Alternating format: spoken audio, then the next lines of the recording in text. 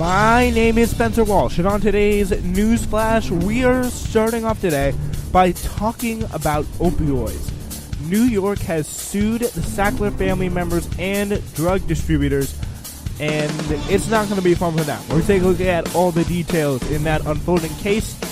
Hopefully, they finally face some serious punishment, like jail time, possibly, maybe, hopefully, some of them at least, for the rest of their life. I don't know. I'm naive, I know, right? GOP's healthcare plan is out. It sucks. The Russian hoax is finally dead. Trump's talking to a Michigan rally about that. He's going to celebrate, but should he? Is it too premature? Does he have a legitimate campaign issue? Finally, we never have enough money. Great piece of Jackman, and the GOP is melting down over Mueller. Anyway, so yeah, that Trump story though about the Russian hoax is going to be pretty interesting. All right, but anyway, as investigators closed in on Purdue Pharma, the New York Times reports, the maker of the opioid painkiller OxyContin, more than a decade ago, members of the family that owns the company began methodically erasing a paper trail of profits and shifting hundreds of millions of dollars from the business to themselves through different offshore entities, the state of New York alleged in a lawsuit on Thursday. Yeah, so they kind of knew they were really going to face some problems, but they had meetings. There was like incredible discussion of this about how they really tried to maximize their personal profit through all possible ways. Like they said, okay, we're facing some trouble now, but let's put our brains together and figure out how we can make the most money for ourselves, even though we still have this problem. Yeah, so this legal complaint was released at a news conference by the state attorney general, Letitia James. It was heavily redacted. Even so, it contains striking details alleging the systemic fraud not only by the Sacklers, but by a larger group of lesser-known companies that distributed alarming amounts of prescription painkillers amid a rising epidemic of abuse that has killed hundreds of thousands of people nationwide. So yeah, if you don't know, the Sackler family, they pretty much invented or came up with the idea for this opioid drug, this major opioid drug, OxyContin. They lied to FDA, they paid off doctors, they did everything they could to sell this killer drug to as many people as possible, make incredible amounts of money, and now they are hopefully finally going to face charges for it. They've kind of been shunned out of their little art world society that they like to take part in. They like to donate. They have a large painting collection, and they like to donate to museums, and museums have said, no, we're not taking any of that from you. And yeah, that's been among other things. They also recently had to pay $275 million, of course. It's probably a packaging for them. They need to pay a lot more, in my opinion. Yeah, because over the past 2 decades, their drug has killed more than 200,000 people. From the course, obviously, of overdoses involving prescription opioids, according to the Centers for Disease Control and Prevention. About 200,000 more have died from overdoses involving illegal opioids, like heroin, which is this can be kind of like a gateway drug too, from what we know. So yeah, the major pharmaceutical distributors Cardinal Health, McKesson, and Amerisource Bergen warned pharmacies when their monthly opioid limits were approaching, helped them manipulate the timing and volume of orders to circumvent the limits the complaint charged. Wow. On the rare occasion, a distributor would conduct surprise audits of its customers. It would often alert them in advance, the complaint also says. Yeah, so that is some pretty chilling stuff about how they worked with this how they kind of worked with the pharmacies, how the Sacklers worked with the pharmacies and distributors, and how they kind of were able to, work with they were kind of work together pretty much to kill people as much as possible and distribute as much money to the Sackler family. Yeah, so it's chilling stuff. Yeah, in the Massachusetts court filing case, there's tons of very interesting court filings talking about how the Sacklers, by the way, the Sacklers, I misspoke earlier saying they invented the drug. They pretty much just sold it. But the guy who invented it was a guy named Robert Keiko, and he was like, yeah, this is pretty highly addictive. We should use this very, very carefully, very, very sparingly. And they were like, no, we don't want to do that. We want to sell it as much as possible because we know, based on literally what you've told us, it may kill people, but a lot of people are going to buy it because it's heavily addicting, and that's going to make us more money. Like, that was their mindset literally from the beginning on this. And now it's so good to see that these killers are finally getting some punishment. So, yeah, In New York State, where prescriptions for opioids have increased ninefold between 2000 and 2011, opioid-related deaths have more than doubled since 2013, the lawsuit said. 9 New Yorkers die each day due to opioids.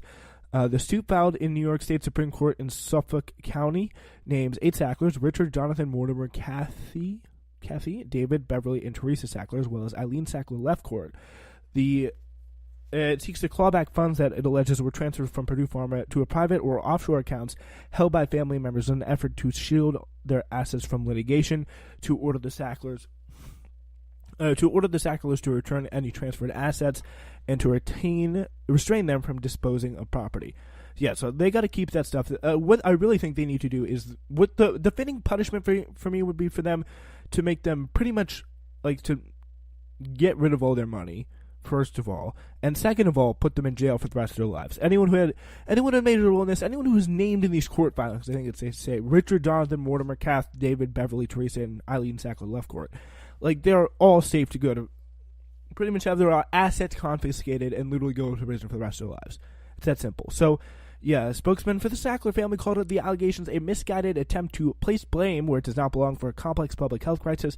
We strongly deny these allegations, which are inconsistent with the factual record, and will vigorously defend against them.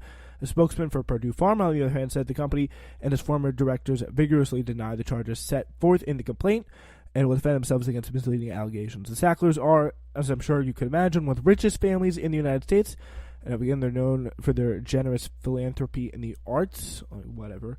Yeah, they pretty much just give paintings around, so it literally helps nobody. Like that, no one's lives are improved by that. They're literally just killing people and making other rich people happy who like to go to art museums. Like, I've never met, like a poor person who likes to go to art. Like, yeah, let's go see the arts. Let's go see the paintings. Like, generous philanthropy in the arts is a little bit rich. But they have come, again, under increasing scrutiny after new documents came to light in a Massachusetts case suggesting that some family members helped direct misleading marketing efforts for OxyContin and ignored evidence the drug was being abused. So, yeah, that's come in the Massachusetts case. That was incredibly, incredibly informative. They knew it was going to be abused. We need to keep selling it. This is going to be very, very important to solve. Like, we need to keep going. Talk about... Like, they would have meetings. They would discuss this. They would talk to public health experts, say, like, is this a problem? How can we get past this? How can we get past regulators on this? Like, it's very, very disturbing. So, yeah, the New York lawsuit, on the other hand, alleges that Sackler family members abolished quarterly reports, insisting now that numbers be recounted only orally to board members and voted to pay themselves millions of dollars, often through offshore companies. What a surprise.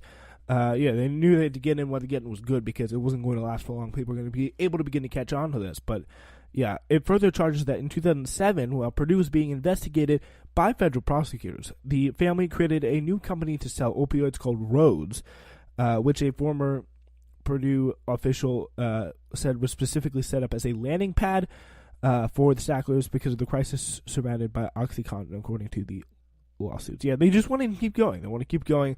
They talked about this. They planned about it. They knew, they anticipated pretty much all the investigations that would come their way, and they had plans to stop. They had plans to stop.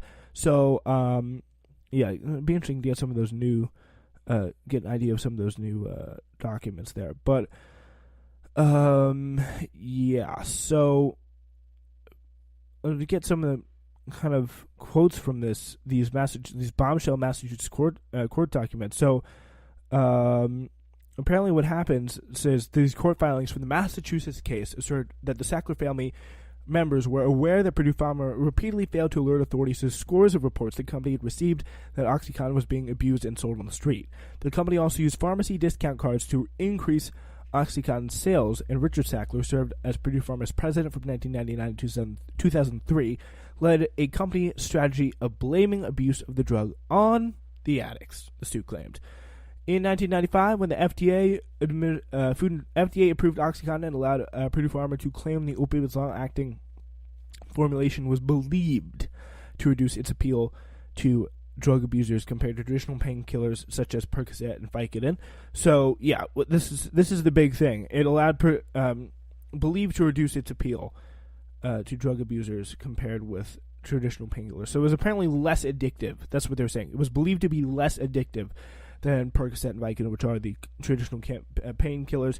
Turns out it was way, way, way, way, way more addictive, and that was a big problem. Yeah, so after at a gathering shortly after the to celebrate the drug's launch, Sackler boasted that the launch of OxyContin tablets will be followed by a blizzard of prescriptions that will bury the competition. The prescription blizzard will be so deep, dense, and white. Turns out there's going to be a little bit of red there, a lot of dead people there, according to a document cited in the legal complaint. Company sales representatives told doctors that the OxyContin couldn't be abused, and we're trained to say that the drug had addiction risk for patients of less than 1%, a claim with no scientific backing. No surprise there. Within a few years, Purdue Pharma was selling more than $1 billion worth of OxyContin annually. So, yeah, I mean, it's just the people who have died over this. Like, it just happened to anyone, rich or poor, although mostly poor.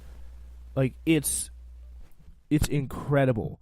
It's incredible what they've been able to do to these people. So, yeah, the court filing depicts Richard Sackler both as the principal force behind OxyContin's promotion and the company's efforts to dismiss growing reports of drugs abuse in the early 2000s. All right, so yeah, that's a kind of an idea of what's going on there, because what he said, for instance, when a federal prosecutor reported in 2001 there have been 59 overdose deaths in his state alone involving OxyContin.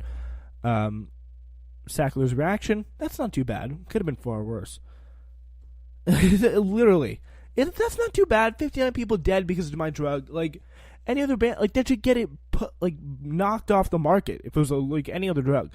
As part of a 2007 settlement agreement, the board of Purdue Pharma, which included members of the Sackler family, signed a corporate integrity agreement with the federal government, promising that the company would not violate the law in the future. So Healy, who is the person suing Mrs. Healy, which is the Attorney General, I believe, of Massachusetts. Yeah, Maura Healy. She asserted in her lawsuit filed last year that Purdue Pharma, with knowledge of the Sacklers, continued to illegally market the drug, including promoting its use levels that increased the drug's dangers. So they said, like, use it more. You're not going to get addicted. It's going to be okay. Please just use it. And they were wrong. It's that simple. All right. Yeah, and this is definitely a space to watch. I mean, hopefully they get any blow against the Sacklers is a blow for humanity. It's that simple. Like, these people should have all their money taken away, locked up in jail for the rest of their lives. It's that simple. And that's a pretty bipartisan issue that any Democratic presidential candidates out there, if you're asked about the Sackler case at all whatsoever, like if you're Elizabeth Warren or Bernie Sanders, like, that's what you got to say. Locked up, all the money taken away, like, in whatever way possible. I don't even know. I'm not a legal expert here. So I don't know. It's that simple. They should not allow to be able to pay for expensive lawyers, because all their, like, the settlements they'll have to pay, it's going to be ridiculous. And second of all, there is going to be would really should need to be this could be, I mean, murder charge possibly. I don't even know. But I don't know. All I know is these people, they need to be punished. All right. Yeah, so speaking of health here, the GOP's healthcare plan is out now. It's not good. There's broad agreement that the Republicans made a big political mistake when the Department of Justice argued that the entire Affordable Care Act, including protections for pre-existing conditions and Medicaid expansion, should be overturned. Yeah, it's a big political mistake because people actually like that stuff. It's effective. It works. I mean, it doesn't work as well as it could, but it works. And that's better than what the GOP have in mind, which is literally nothing / go back to the way it was before, where pretty much private insurance just would run roughshod, do whatever they wanted, all that kind of stuff. It's incredibly, incredibly disturbing there on that front. But yeah, that's the line. But I personally fail to see how this is going to get off the ground, because it just, everyone, like, I think we all know, like, they can't do healthcare. Like, literally, if I were advising the GOP, God forbid, like, my thought would be just sacrifice it. Say, okay, we're fine with Obamacare. We're fine with Obamacare. Take a little bit of that public option